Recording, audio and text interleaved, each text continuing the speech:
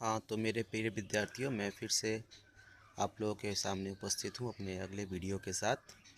और हम लोग पिछले दिन अपना दूसरा चैप्टर फसलों का त्योहार पढ़ रहे थे। उसका सारांश पहला भाग हम लोगों ने समाप्त किया था।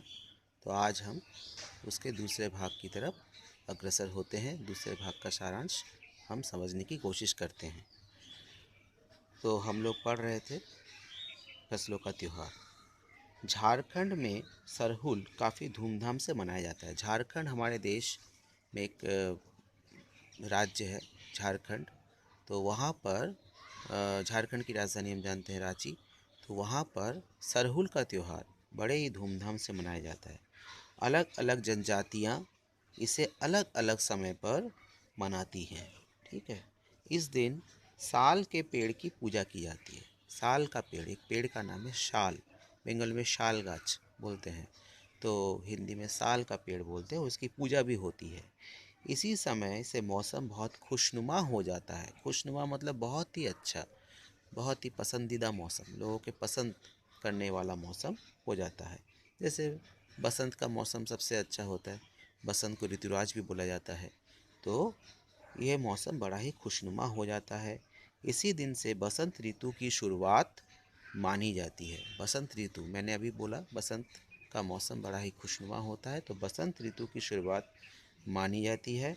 धान की भी पूजा की जाती है। धान, पैडी, ठीक है, जिससे चावल तैयार होता है, तो उसकी भी पूजा होती है। पूजा किया हुआ आशीर्वादी धान अगली फसल में बोया जाता है। और जिस धान को पूजा किया जाता है वो आशीर्वाद के रूप में रख दिया जाता है और अगले साल उसी की पूजा होती है। तमिलनाडु में फसलों से जुड़ा त्यौहार पोंगल है। हम लोग सभी जानते हैं पोंगल।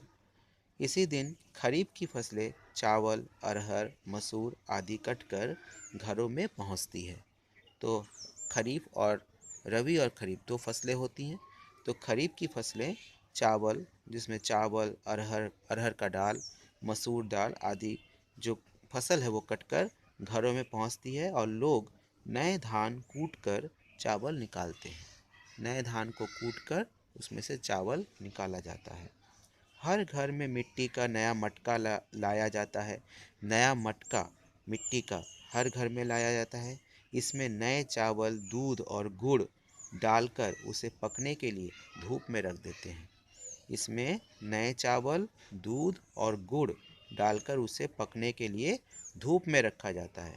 जैसे ही दूध में उफान आता है, मतलब दूध उबलने लगता है और दूध चावल मटके से बाहर गिरने लगता है, तो पोंगला पोंगल, पोंगला पोंगल के स्वर गूंजने लगते हैं। तो लोग उस वक्त कहते हैं पोंगला पोंगल, पोंगला पोंगल कहकर बहुत खुशियाँ मनाते हैं। गुजरात में मकर संक्रांति का जश्न पतंगे उड़ाकर मनाया जाता है। कहीं कहीं पे हम लोग देखते हैं कि लोग पतंग भी उड़ाते हैं इस दिन, मकर संक्रांति के दिन। प्रत्येक गुजराती इस दिन पतंग अवश्य उड़ाता है। ठीक है। तो गुजरात में इस दिन को पतंग के रूप में, पतंग के त्यौहार के रूप में मनाया जाता है। कुमाऊं में मकर संक्रांति को घुघुतिया भी कहते हैं। हमारे देश के उत्तरी राज्य गढ़वाल में, वहाँ पर कुमाऊं बोलकर एक जगह है, वहाँ पर मकर संक्रांति को घुघुतिया भी कहते हैं। इस दिन वहाँ घर घर में आटे और गुड़ को गूंथकर पकवान बनाया जाता है। आटे और गुड़ को गूंथकर उन्हें मिक्स करके पकवान बनाते हैं। पकवान को तलने के बाद एक माला में पिरोया जाता है। जो पकवान बनता है उसको तलने के बाद उसको एक माला में पिरोया जाता है। माला के बीच में संतरा और गन्ने की गंडेरी रखी जाती है। संतरा और गन्ने को बीच बीच में रखा जाता है। जब माला बनाते हैं गोल, तो उसमें बीच बीच में पकवान, उसमें संतरा और ये गन्ने की गंडेरी, गन्ना को काट काट कर चौकर चौकर पीस में उसको वहाँ पर अंदर दे दिया जाता है। सुबह बच्चे को माला दी जाती है। बच्चों को ये माला दी जाती है। बहुत ठंड के कारण पक्षी पहाड़ों में चले जाते हैं, जिन्हें बुलाने के लिए बच्चे इस माला से पकवान तोड़ तोड़ कर पक्षियों को खिलाते हैं। तो पक्षियों को खिलाने के लिए बच्चे ये माला अपने साथ बाहर लेकर जाते हैं और उनको बुलाते हैं और तोड़ तोड़ कर उनको खिलाते हैं। मकर संक्रांति के दिन पानी में तिल डालकर स्नान करना ये भी माना जाता है। तिल दान करना, तिल छोटा छोटा होता है, दान करना। आग में तिल डालना, तिल के पकवान बनाना विशेष महत्व है। तो तिल को बहुत ही विशेष रूप में माना गया है मकर संक्रांति के त्यौहार में। तिल का बड़ा ही विशेष महत्व है, जिसमें तिल डालकर स्नान करना पानी में, तिल दान करना, आग में तिल डालना, तिल के पकवान बनाना आदि विशेष महत्व रखता है। इस त्योहार को अलग अलग नाम से पुकारा जाता है, जैसे खिचड़ी, पोंगल आदि, और घुघुतिया भी। खिचड़ी, पोंगल, घुघुतिया आदि अलग अलग नामों से इस त्योहार को पुकारा जाता है हमारे देश, क्योंकि हमारे देश में विभिन्न प्रकार के लोग रहते हैं।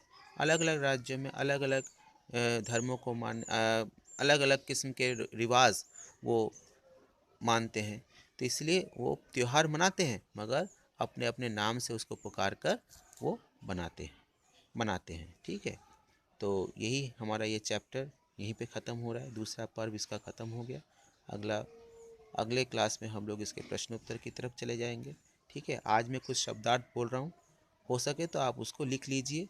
अगले दिन वैसे भी मैं दे दूँगा, जब मैं PDF दूंगा तब उसमें शब्दार्थ दे दूँगा, क्योंकि चैप्टर 1 में PDF में मैंने शब्दार्थ दे दिया था, इसमें भी मैं शब्दार्थ दे दूँगा। तो आज मैं बोल रहा हूँ, आप लोग थोड़ा शायद हो सके तो लिख लीजिए कॉपी में। बोरसी, पहला शब्दार्थ है बोरसी, आग रखने का मिट्टी का बर्तन। आग रखने का मिट्टी का बर्तन। नंबर 2, हाँक लगाना, बुलाना। हाँक लगाना, बुलाना। केरा, केरा मतलब केला। नईखे, नईखे मतलब नहीं। देह, देह मतलब शरीर। कनकना देना मतलब ठंडा कर देना। कनकना देना, ठंडा कर देना। गौर से, ध्यान से। फरमाइश, इच्छा अनुसार। सुस्ताना, आराम करना। इजहार करते हैं मतलब व्यक्त करते हैं। जश्न मतलब मौज मस्ती। प्रथा मतलब परंपरा। सैलाब मतलब बाढ़।